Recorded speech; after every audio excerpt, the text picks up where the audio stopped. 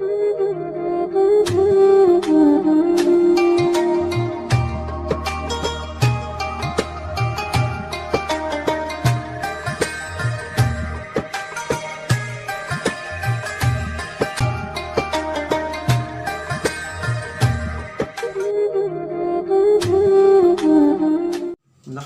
व नुसल्ली अला रसूलिहिल करीम अम्मा बाद फ़अऊज़ु बिल्लाहिस समीइल अलीम मिनश शैतानिर रजीम बिस्मिल्लाहिर रहमानिर रहीम।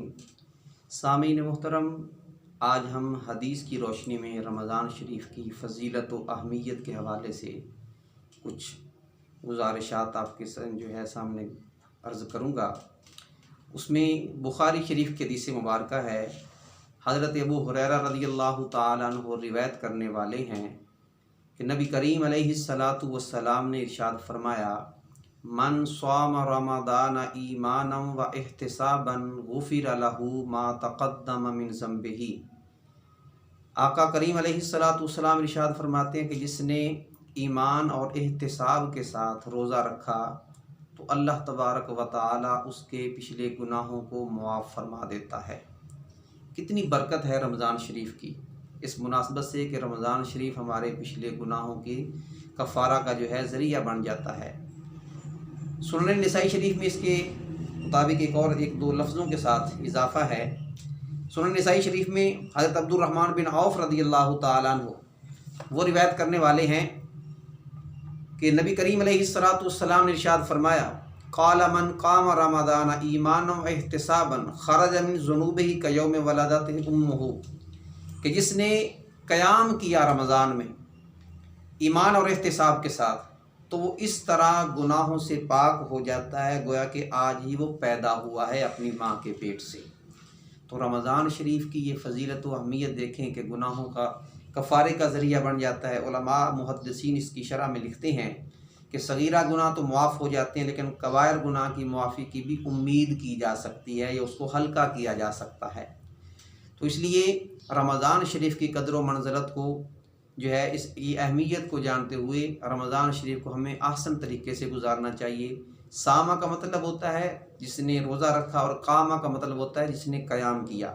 तो रमज़ान शरीफ में दिन को रोज़ा रखना और कामा रात को क़याम करना। क़याम से मुराद दो चीज़ें आती हैं, एक तो ये भी है कि नमाज तरावी अदा करना, ये भी क़याम में आता है, और दूसरा तहज्जुद के वक्त नवाफिल पढ़ना, ये भी क़याम में आता है।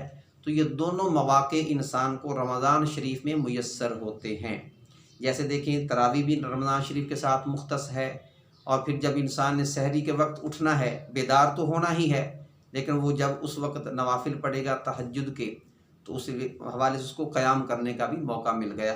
तो ये रमज़ान शरीफ की बरकतें हैं कि जिससे हमें जो है वो इस्तिफ़ादा करने के लिए बहुत से बेहतरीन मौक़े मुयस्सर होते हैं। इसी तरह हुज़ूर नबी करीम अलैहिस्सलातु वस्सलाम के हदीस मुबारक है कि रोज़ादार के हिस्से में दो खुशियाँ हैं। नबी करीम अलैहिस्सलाम फरमाते हैं, ये भी बुखारी शरीफ के हदीस मुबारक है, किताबुस्सौम के लिस्साइम फ़रहतान, रोज़ादार के लिए दो खुशियाँ हैं, यफ़रहुमा, उनमें से एक ये है इज़ा अफ़्तर फ़रहुन, कि जब वो अफ्तार करता है उसको खुशी महसूस होती है, वइज़ा लाक़िया रब्बहु फ़रहुन, और दूसरी ये कि जब वो अपने रब से मुलाकात करेगा बेसौमिही रोज़ादार तो उस वक़्त भी उसको खुशी मुयस्सर होगी।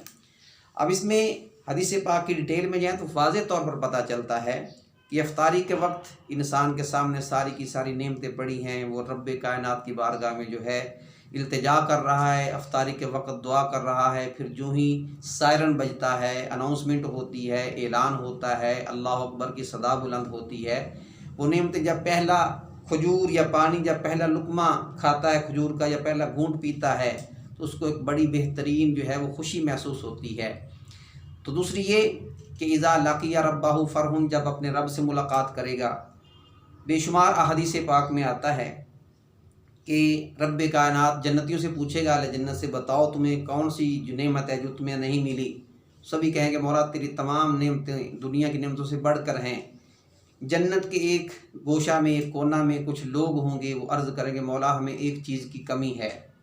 अल्लाह तबारक व तआला पूछेगा किस चीज़ की। फरमाया, अर्ज़ करेंगे मौला जब हम दुनिया में थे तेरी बारगाह में हमने जामे शहादत नोश किया, उस वक़्त जो तूने हमें दीदार नसीब करवाया था आज उस दीदार की हमें कमी है। तो सामीन मोहतरम देखें, रब्बे कायनात के प्यारे महबूब सल्लल्लाहु अलैहि वसल्लम फरमाते हैं कि रोज़ादार को उस वक़्त भी खुशी नसीब होगी जो शहीद बार वहाँ जो है इसका इकरार करेगा, मौला हमें वो खुशी मुयस्सर नहीं हो रही, तो रोज़ादार को वो खुशी भी मुयस्सर होगी। ये दोनों खुशियाँ हैं। एक मसला पूछा जाता है बारहा कि रमज़ान शरीफ में अगर एहतिलाम किसी को सोए में हो जाता है आदमी को, तो उस हवाले से रोज़ा टूट जाता है या नहीं।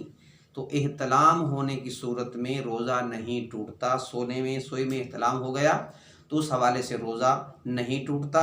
हाँ, जिसके सहरी का वक्त है दूसरा मसला, और आदमी को ऐसे ही किफ़ायत ऐसे मामलात में देखा गया, ऐसे हालात में देखा गया, अब सहरी भी करनी है और गुस्ल भी वाजिब हो गया है, तो क्या करेगा।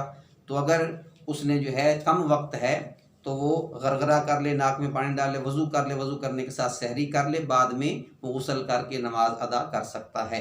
तो इसलिए अगर रोज़े के बाद सोने की हालत में अगर उसको ये मामला पेश होता है तो फिर उसका रोज़ा टूटता नहीं है, रोज़े को कुछ नहीं होता, बल्कि वो गुस्ल करे, गरगरा करना और जो है नाक में पानी नरम हड्डी तक चढ़ाना, उसको वो अफ्तारी तक ले जाए। मुबालगा करने से पानी हलक के नीचे जाने का अंदेशा होता है, इसलिए इससे अवॉइड करे। और ये गर्रारा जो है और नाक में नरम हड्डी तक पानी का ज़्यादा अहतमाम वो अफ्तारी के बाद करे। रोज़े में इसमें फ़र्क नहीं पड़ता। अल्लाह ताला हम सबको आमाल सालेह की तौफ़ीक़ अता फ़रमाए। आमीन सुम्मा आमीन। वमा अलैया इल्लल बलागुल मुबीन।